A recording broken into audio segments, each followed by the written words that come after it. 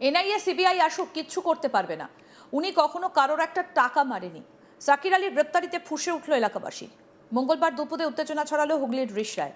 প্রায় 4.5 ঘন্টা তল্লাশি এবং জিজ্ঞাসাবাদের পর আরামবাগের প্রাক্তন তৃণমূল সাংসদ অপরূপা পোদ্দারের স্বামী তথা রিষড়া পুরসভার তৃণমূল কাউন্সিলর জাকির আলীকে গ্রেফতার করেছে জাতীয় তদন্তকারী সংস্থা এনআইএ। গ্রেপ্তারের পর তাকে বাড়ি থেকে বের করে নিয়ে যাবার সময় এলাকায় চরম উত্তেজনার সৃষ্টি হয়। পরিস্থিতি নিয়ন্ত্রণে আনতে রিষড়া থানার বিশাল পুলিশ বাহিনীর পাশাপাশি মোতায়েন করা হয় কেন্দ্রীয় বাহিনীর জওয়ানদেরও। সূত্রের খবর, মঙ্গলবার সকাল প্রায় 11:30 নাগাদ 4টে গাড়িতে করে সিআরপিএফ জওয়ানদের নিয়ে রিষড়ায় অপরূপা পোদ্দারের বাড়িতে পৌঁছয় এনআইএর একটা বিশেষ দল। 6 জন এনআইএ আধিকারিকের নেতৃত্বে কেন্দ্রীয় বাহিনীর সদস্যরা গোটা বাড়ি ঘিরে ফেলেন। এরপর শুরু হয় দীর্ঘ তল্লাশি অভিযান এবং জাকির আলীকে দফায় দফায় জিজ্ঞাসাবাদ। প্রায় 4.5 ঘন্টা ধরে চলা এই তল্লাশি এবং জিজ্ঞাসাবাদের পর বিকেল 3:45 নাগাদ জাকির আলীকে গ্রেফতার করা হয়। তাকে এনআইএর গাড়িতে তোলার সময় পরিস্থিতি উত্তপ্ত হয়ে ওঠে। এলাকার একাংশের বাসিন্দারা গাড়ির সামনে দাঁড়িয়ে বিক্ষোভ দেখাতে শুরু করেন এবং জাকির আলীকে নিয়ে যাবার প্রতিবাদ জানান।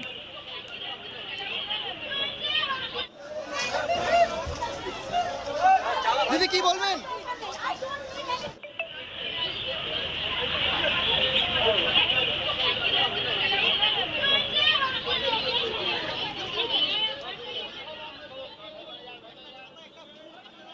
বিক্ষোভকারীদের দাবি, জাকির আলী দীর্ঘদিন ধরে এলাকার মানুষের পাশে দাঁড়িয়েছেন। এক স্থানীয় বাসিন্দার কথায়, জাকির আলী আমাদের কাছে ভগবান। আমার থাকার মতো ঘর ছিল না, উনি ঘর করে দিয়েছেন। গরিব মানুষের পাশে সব সময় দাঁড়িয়েছেন। কি বলছেন এক স্থানীয় বাসিন্দা, শুনুন।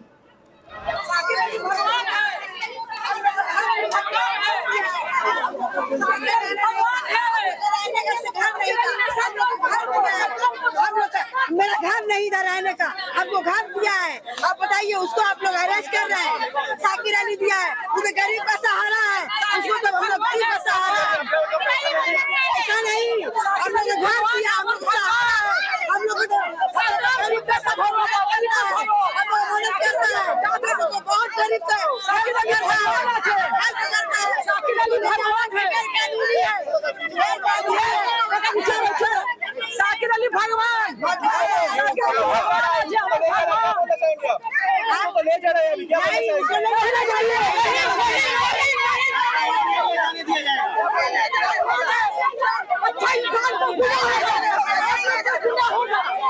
आप लोग का गुनाह होगा, आप लोग का गुनाह होगा, आप लोग का गुनाह होगा, आप लोग का जब पड़ेगा गुनाह होगा, आप लोग का गुनाह होगा, गुनाह होगा, गुनाह होगा। बहुत गलत बात है, जाकिर अली भगवान है,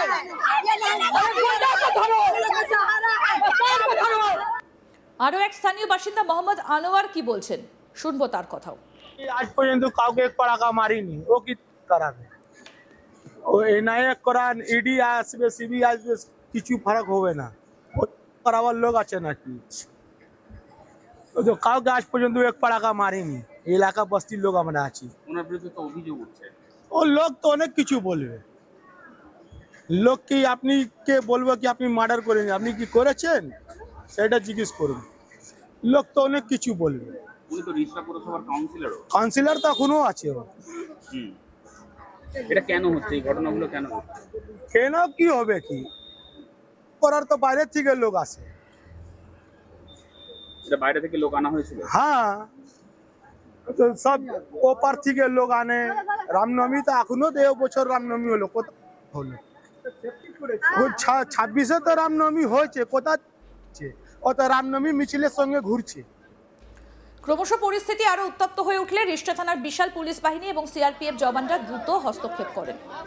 আমাদের প্রতিনিধি পার্থ রাহা কি প্রতিবেদন তুলে ধরেছেন, দেখব। রিষড়ায় আনা দিয়েছিল কেন্দ্রীয় তদন্তকারী সংস্থা এনআইএ।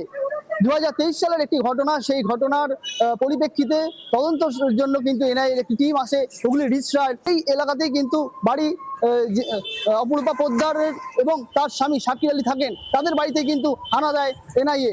এনআইএ যখন তদন্ত চালাচ্ছিল, প্রায় 5-6 ঘন্টা তদন্ত চালানোর পর কিন্তু জাকির আলীকে গ্রেপ্তার করে এনআইএ এবং তাকে নিয়ে যখন বেরিয়ে গাড়িতে তুলবে, সেই মুহূর্তে কিন্তু এলাকাবাসী তারা কিন্তু বিক্ষোভ দেখাতে থাকেন এই জাকির আলীর বাড়ির চত্বরে এবং তার বাড়ি ঘিরে। যে কেন্দ্রীয় তদন্তকারী সংস্থা তারা যখন তদন্ত চালাচ্ছিলেন তখনই কিন্তু ভিড় জমতে শুরু করেছিল এই জাকির আলী বাড়ির সামনে।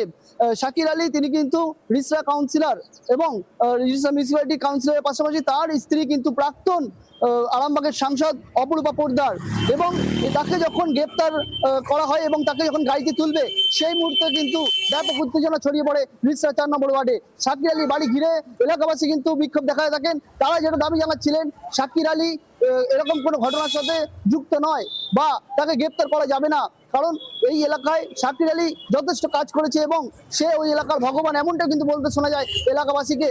তারা কিন্তু বিক্ষোভ দেখায় থাকেন। পুলিশ এবং কেন্দ্রীয় তদন্তকারী যে সংস্থা রয়েছে তাদের বিরুদ্ধে সেখানে কিন্তু বিক্ষোভ দেখান এবং শাকির আলীকে কিছুতেই গ্রেপ্তার করা যাবে না সেই কিন্তু তারা স্লোগান তুলতে থাকেন। এরপরে কিন্তু বিশাল পুলিশ বাহিনী সেখানে মজুদ হয়। সেই পরিস্থিতি নিয়ন্ত্রণে আনার জন্য কিন্তু যারা বিক্ষোভ করছে তাদেরকে হটানো হয় এবং শাকির আলীকে যখন গ্রেপ্তার করা হবে ঠিক তার আগে কিন্তু অপূর্ব পোদ্দার তাকে দেখা গিয়েছিল বাড়ির বাইরে বেরিয়ে এলাকাবাসীকে শান্ত করতে, তাদেরকে বোঝাতে যে তারা যাতে কোনো রকম পুলিশের কাছে বাধা না দেয়। এরপরে কিন্তু আবার এলাকা যখন উত্তপ্ত হয়ে ওঠে তখন কিন্তু শ্রীরামপুর থানা এবং রিসরা থানার প্রচুর পুলিশ ওই এলাকায় মোতায়েন করা হয় এবং পরিস্থিতি নিয়ন্ত্রণে করা হয় এবং এই শাকির আলী তাকে কিন্তু ইতিমধ্যে গ্রেপ্তার করে নিয়ে গেছে এনআইএ তদন্তকারী সংস্থা।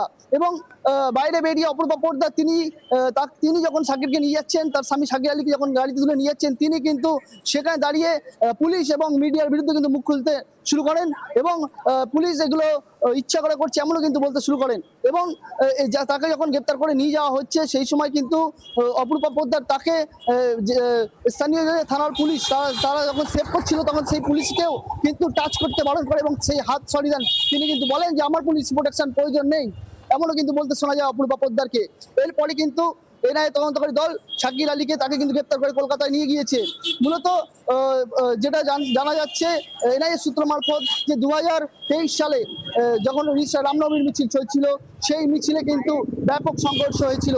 দুই গোষ্ঠীর মধ্যে সংঘর্ষে কিন্তু উত্তপ্ত হয়ে উঠেছিল এই রিসরার ছাইঘাটা এলাকা এবং এরপরে কিন্তু সেই সংঘর্ষের পরিস্থিতি এতটা উত্তাল হয়ে উঠেছিল সেখানে কিন্তু পুলিশকে মারধর করা হয়েছিল, পুলিশের গাড়িতে আগুনও লাগিয়ে দেওয়া হয়েছিল। এরপরে এই ঘটনা কিন্তু সরাসরি তদারকি করতে তৎকালীন রাজ্যপাল তিনিও কিন্তু এসেছিলেন এই রিসরায় এবং এই যে ঘটনা সেই ঘটনার কিন্তু তদন্তভার দেওয়া হয়েছিল এনআইএ কে। এরপরে কিন্তু আজ সকালে এনআইএ এর একটি তদন্তকারী সংস্থা তাদের যে একটি টিম সেই টিম কিন্তু এসে পৌঁছায় রিসরার শাকির আলীর বাড়িতে। শাকির আলী কিন্তু দীর্ঘদিন ধরে কাউন্সিলর রয়েছেন এবং 4 নম্বর ওয়ার্ডে তার একটা ব্যাপক দাপট রয়েছে।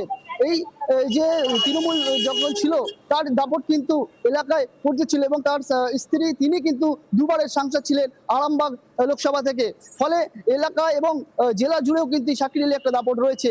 এরপরে যখন পুলিশ আসে গোটা ঘটনা তদন্ত করে এবং এই যখন এনআইএ ভেতরে প্রবেশ করেন তখন কিন্তু বাইরে থেকে পুরো বাড়ি মুড়ে ফেলা হয়েছিল কেন্দ্রীয় আধিকারিকদের দিয়ে এবং রাজ্য পুলিশও মোতায়েন করা ছিল এবং এই বাড়িতে যারা ছিলেন তাদেরকে কিন্তু কাউকে বেরোতে দেওয়া হয়নি, কাউকে ঢুকতে দেওয়া হয়নি এবং বাড়ির ভেতরেই ছিলেন শাকির আলী এবং অপূর্ব পোদ্দার, দুজনকেই কিন্তু বাড়ির ভেতরে জিজ্ঞাসাবাদ করা হয়েছে এমনটাই আমরা সূত্র মারফত জানতে পারছি।